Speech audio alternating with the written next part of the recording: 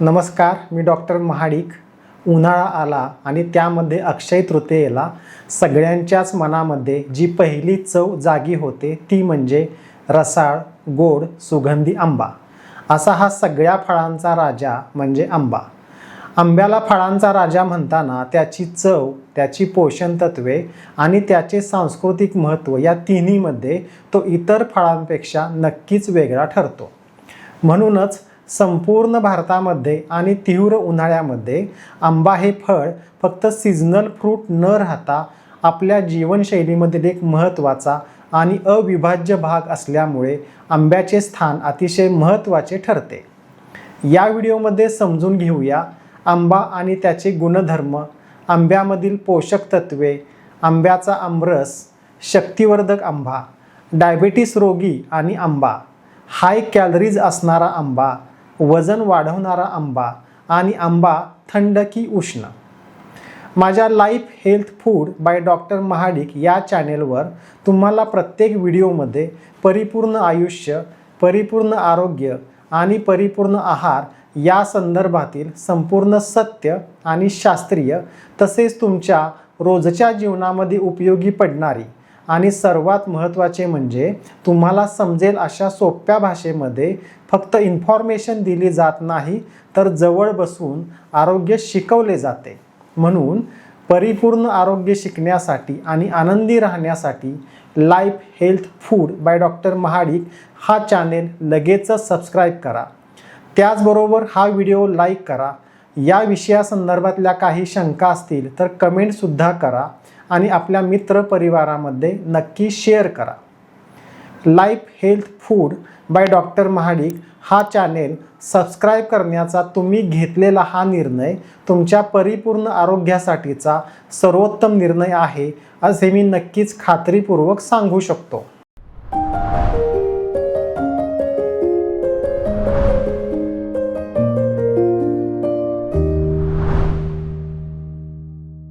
संपूर्ण भारतामध्ये साधारणपणे आंब्याच्या 700 ते 800 जाती आहेत आणि या प्रत्येक आंब्याच्या जातीची चव, गोडवा, त्यामधील फायबरचं प्रमाण आणि त्याचं टेक्स्चर म्हणजे त्याचा आकार आणि स्वरूप वेगवेगळे आहे. अशा या शेकडो जातीमध्ये विशेषतः उत्तर भारतामध्ये दशहरी, बदामी, बनारसी, सफेदा आणि दक्षिण भारतामध्ये नीलम, तोतापुरी आणि आपल्या महाराष्ट्रामध्ये प्रामुख्याने हापूस, पायरी, केशर, राजापुरी, तोतापुरी अशा जाती आवडीने खाल्ल्या जातात. आंब्याच्या या शेकडो जातीमध्ये सर्वोत्तम आंबा कोणता याबद्दल वेगवेगळी मते आहेत.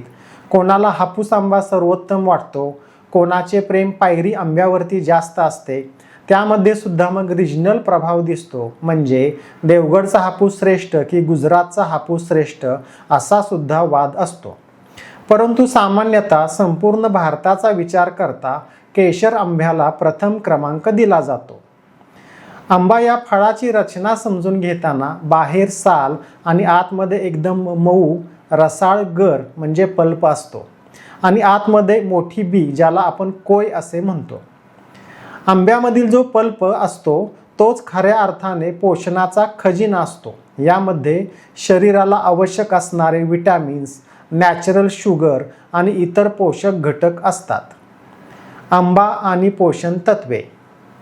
आंब्यामध्ये पोषक तत्वांचा विचार करताना आंब्यामध्ये प्रामुख्याने कार्बोहायड्रेट्स, फायबर, विविध व्हिटॅमिन्स, मिनरल्स आणि शक्तिशाली अँटीऑक्सिडंट याचा संगम असतो. जेव्हा तुम्ही एक आंबा खाता या एका आंब्यामध्ये सगळ्यात जास्त आणि मुख्य घटक म्हणजे कार्बोहायड्रेट असतो. इतर सूक्ष्म घटक म्हणजे ग्लुकोज किंवा फ्रुक्टोज या स्वरूपातील साखर असते. या ग्लुकोज आणि फ्रुक्टोज स्वरूपामध्ये शरीराला भरपूर कॅलरीज मिळतात. आंब्यामध्ये ग्लुकोजचे प्रमाण जास्त असल्यामुळेच इन्स्टंट एनर्जी मिळते, त्यामुळे लगेचच फ्रेशनेसपणा, तजेलदारपणा जाणवतो.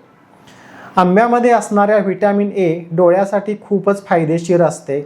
चांगल्या नजरेसाठी व्हिटॅमिन ए अत्यंत गरजेची गोष्ट असते, जे आंब्यामध्ये भरपूर प्रमाणामध्ये उपलब्ध असते. आंब्यामध्ये व्हिटॅमिन सी सुद्धा भरपूर प्रमाणात उपलब्ध असते. व्हिटॅमिन सी हा मुख्य अँटीऑक्सिडंट घटक असल्यामुळे अर्थातच तारुण्य टिकून राहते, त्वचा तजेलदार होते, व्हिटॅमिन सीमुळे पेशींची झीज भरून येते आणि व्याधी प्रतिकारक क्षमता वाढते. आंब्यामध्ये भरपूर प्रमाणात उपलब्ध असलेला आणखीन एक महत्त्वाचा घटक म्हणजे फायबर. फायबर हा घटक जरी पोषक तत्वामध्ये धरला जात नसेल तरी सुद्धा पचन संस्थेसाठी फायबर हा घटक खूप महत्त्वाचा असतो. आंब्यामधील भरपूर फायबरमुळे संडास योग्य आकाराचे म्हणजेच मऊ स्वरूपाचे आणि बांधून तयार होते. त्यामुळे ज्यांना बद्धकोष्ठतेचा त्रास आहे त्यांना आंबा फायदेशीर ठरतो. आंब्यामधील जास्त प्रमाणात फायबरमुळे आतड्याची हालचाल सुधारते आणि त्याचा फायदा सुद्धा कॉन्स्टिपेशनमध्ये कमी करण्यासाठी नक्कीच होतो. आंब्यामधील पोषक तत्वांचा विचार करताना आंब्यामध्ये असणारा सगळ्यात ॲडव्हान्स घटक म्हणजे अँटीऑक्सिडंट्स. विशेषतः मँगीफेरिन हा अँटीऑक्सिडंट घटक अतिशय प्रभावी असतो. चुकीच्या खाण्यापिण्याचा परिणाम म्हणून किंवा सतत मानसिक ताणतणाव याचा परिणाम म्हणून सुद्धा आणि जुनाट आजाराचा परिणाम म्हणून सुद्धा शरीरामध्ये फ्री रॅडिकल्स तयार होतात जे आपल्या शरीरातील पेशींना डॅमेज करत असतात आणि शरीराची झीज करत असतात. आंब्यामधील मँगीफेरिन सारखे अँटीऑक्सिडंट या फ्री रॅडिकल्सला न्यूट्रलाइज करतात ज्याचा परिणाम म्हणून शरीरामध्ये झीज कमी होते. त्याचबरोबर तारुण्य टिकवण्यासाठी आणि जुनाट आजारामध्ये व्याधी प्रतिकारक क्षमता वाढवण्यासाठी सुद्धा खूप फायदा होतो. एकंदरीत आंब्याच्या पोषण तत्वाचा विचार करताना पिकलेला आंबा चवीला गोड म्हणजे अवीट चवीचा सुखदायक असतो. आंब्यामधील ग्लुकोज आणि फ्रुक्टोजमुळे आंबा शक्तिवर्धक असतो आणि इन्स्टंट एनर्जी देतो. आंब्यामधील ए आणि सी विटॅमिन्स आणि अँटीऑक्सिडंट्समुळे डोळ्यासाठी आणि व्याधी प्रतिकारक क्षमता वाढवण्यासाठी खूप फायदा होतो. आंब्यातील फायबरमुळे आतड्याची हालचाल वाढून बद्धकोष्ठता कमी करण्यासाठी सुद्धा फायदा होतो. आंबा आणि आमरस. आंबा समजून घेताना आपण आंब्यापासून तयार झालेला आमरस हा पदार्थ नक्कीच विसरून चालणार नाही. पिकलेले आंबे पिळून त्याचा गर काढून त्यामध्ये साखर किंवा गूळ आणि दूध मिसळून तयार होतो तो आमरस. हा आमरस सुद्धा चवीला गोड असतो. आमरसाच्या गुणधर्माचा विचार करताना आमरस पचायला थोडा जड असतो. सगळ्यात महत्त्वाचे म्हणजे आंब्यामध्ये मुख्य घटक कार्बोहायड्रेट म्हणजे साखर हाच असतो आणि मग आमरसामध्ये आणखी वरून साखर ॲड झाल्यामुळे स्वाभाविकपणे आमरसामध्ये साखरेचे प्रमाण आणखीन जास्त वाढते किंवा दुप्पट होते असे आपण म्हणू शकतो. काही लोक आमरसामध्ये साखरेऐवजी गुळाचा वापर करतात, परंतु त्यामुळे सुद्धा साखरेच्या प्रमाणामध्ये विशेष काही फरक पडत नसतो. कधीकधी आमरसामध्ये निम्म्या प्रमाणामध्ये दूध घातले जाते. अशा वेळी तर आमरसामध्ये शुगरचे प्रमाण चौपट होते. त्यामुळे आमरस हा पदार्थ व्हेरी हाय कॅलरी असतो. निरोगी व्यक्ती आणि आंबे. आंबे आवडत नाहीत असा मनुष्य अगदी विरळ, कारण सगळ्यांनाच आंबा आवडतो, तो त्याच्या अवीट अशा गोड चवीमुळे. कितीही आंबे खाल्ले तरी त्याचा कंटाळा येत नाही. अशा वेळी आंबे खाणे योग्य की अयोग्य किंवा आंब्यामधील पोषक तत्वांचा विचार करताना मग मी आंबे भरपूर खाल्ले तर चालेल का, किंवा आंब्यामध्ये असणाऱ्या साखरेचा विचार करताना आंबा खाणे योग्य आहे की अयोग्य आहे असे प्रश्न तयार होतात. या तिन्ही प्रश्नांचे योग्य उत्तर म्हणजे नंबर 1, जो व्यक्ती निरोगी आहे परंतु अशक्त आहे अशा वेळी शक्तीसाठी म्हणून आंबे किंवा आमरस थोडे जास्त खाल्ले तरी चालू शकते. नंबर 2, जो व्यक्ती निरोगी आहे परंतु सशक्त आहे अशा लोकांनी केवळ चवीसाठी आणि योग्य प्रमाणातच आंबे खाणे योग्य, किंबहुना आंबे खाण्याचा अतिरेक टाळावा. नंबर 3, आंब्यामध्ये असलेल्या शुगरमुळे आंब्याला आपण शत्रू समजण्याची गरज नाही, परंतु आंबे खाण्याचा अतिरेक मात्र नक्कीच टाळायला हवा. म्हणून आंबे खाताना एक साधा नियम लक्षात ठेवा. आंबा वाईट नाही. जर तुम्ही निरोगी असाल तर दिवसाला एक मध्यम आकाराचा आंबा पुरेसा आहे, पण अति प्रमाणात आंबे खाणे हे नक्कीच घातक ठरू शकते. डायबेटीस आणि आंबा. मला खूप वर्षापासून शुगरचा त्रास आहे आणि साखरेचे उपचार सुरू आहेत. माझी शुगर बऱ्यापैकी कंट्रोलमध्ये आहे. अशा स्थितीमध्ये मी आंबे खावेत की खाऊ नयेत असा प्रश्न हमखास विचारला जातो. आणि या प्रश्नांचे उत्तर हो किंवा नाही असे नसून आंबा आणि त्याचे गुणधर्म पूर्ण समजून घेऊन उत्तर देऊ शकतो. किंबहुना आंबा आणि त्यामध्ये असलेले साखरेचे प्रमाण याचे शास्त्र जाणून घेणे खूप गरजेचे आहे. पिकलेल्या आंब्यामध्ये सर्वात मुख्य घटक म्हणजे कार्बोहायड्रेट म्हणजे शुगर, आणि या शुगरमुळेच आंबा चवीला गोड आहे.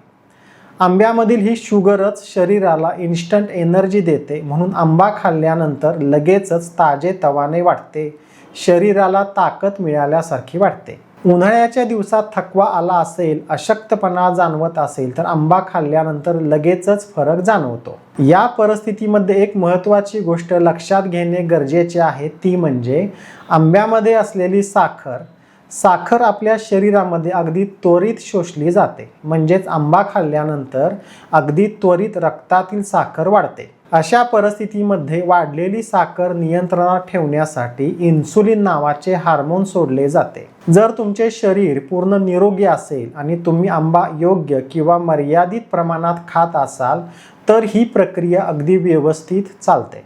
परंतु ज्या लोकांना आधीपासूनच डायबिटीस आहे आणि त्यांची साखर आधीच जास्त आहे, त्यांच्यासाठी हीच गोष्ट मात्र धोकादायक ठरते.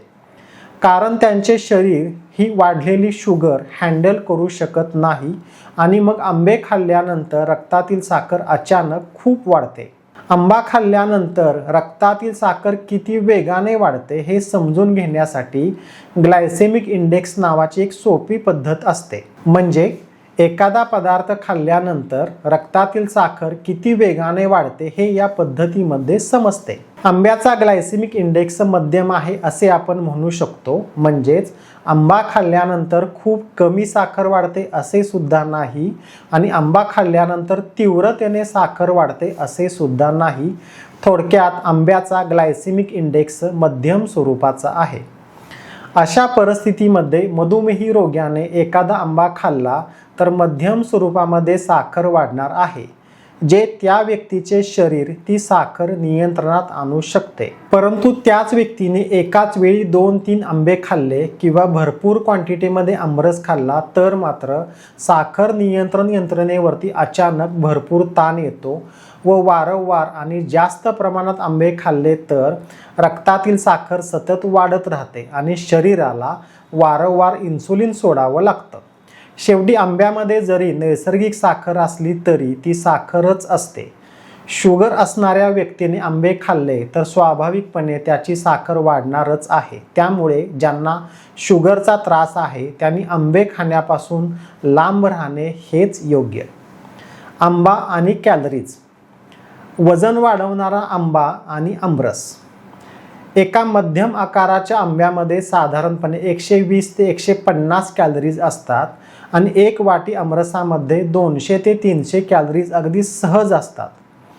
आमरसामध्ये साखरेचे आणि दुधाचे प्रमाण जास्त असेल तर एक वाटी आमरसामध्ये अगदी सहज 400 ते 500 कॅलरीज असू शकतात. म्हणजेच आपण एका वेळेला 2 आंबे किंवा 2 वाट्या आमरस खाल्ला तर अगदी 400 कॅलरीज सहजपणे शरीरात जातात. म्हणजेच आंबा आणि आमरस हे हाय कॅलरी फूड आहे असे आपण म्हणू शकतो. आता हाय कॅलरी म्हणजे जास्त ऊर्जा. कॅलरी ही संकल्पना समजून घेताना कॅलरी म्हणजे ऊर्जा आणि जास्त कॅलरीज म्हणजे जास्त ऊर्जा. आंबा किंवा आमरसामध्ये साखरेच्या रूपामध्ये भरपूर कॅलरीज असतात आणि आंब्यामधील ही साखर ज्यावेळी रक्तात जाते त्यावेळेला शरीराला इन्स्टंट एनर्जी मिळते. त्या एनर्जीमधील जेवढी एनर्जी शरीराला गरजेची असते त्यावेळेला ती लगेचच वापरली जाते. परंतु जी एक्स्ट्रा एनर्जी शिल्लक राहते ती एनर्जी शरीर वाया घालवत नाही तर ती साठवली जाते चरबीच्या रूपामध्ये. ज्या वेळेला आपण जास्त क्वांटिटीमध्ये आंबे किंवा आमरस खातो त्यामुळे स्वाभाविकपणे एक्स्ट्रा एनर्जी शिल्लक राहणार आहे आणि ती एनर्जी चरबीच्या स्वरूपामध्ये साठवली जाणारच आहे. त्यामुळे स्वाभाविकपणे शरीरामध्ये चरबीचे प्रमाण वाढून वजन हमखास वाढणारच आहे. म्हणून आंबा किंवा आमरस हे डायरेक्ट वजन वाढवत नाहीत, परंतु आंब्यामध्ये असणारा मुख्य घटक म्हणजे साखर आणि आमरस तयार करताना त्यात घातलेली एक्स्ट्रा साखर त्यामुळे त्यातून मिळणाऱ्या जास्त कॅलरीज पुढे जास्त कॅलरीज फॅटच्या स्वरूपामध्ये स्टोअर केल्या जातात. त्यामुळे शरीरातील फॅटचे प्रमाण वाढते आणि स्वाभाविकपणे वजन वाढते. आंब्यामधील या गुणधर्माचा विचार करताना नंबर 1, जे निरोगी आहेत परंतु वजन खूप कमी आहे अशा व्यक्तींनी आंबे खाऊन वजन वाढवण्यासाठी आणि शक्ती वाढवण्यासाठी नक्कीच फायदा होतो.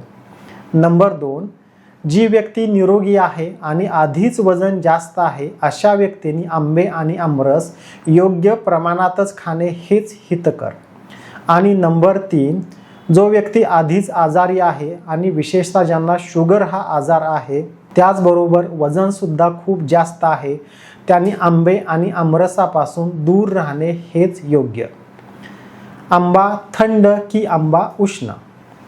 आंबा उष्ण आहे किंवा आंबा उष्णता बाहेर काढतो असे आंब्याविषयी बरेच समज आणि गैरसमज आहेत.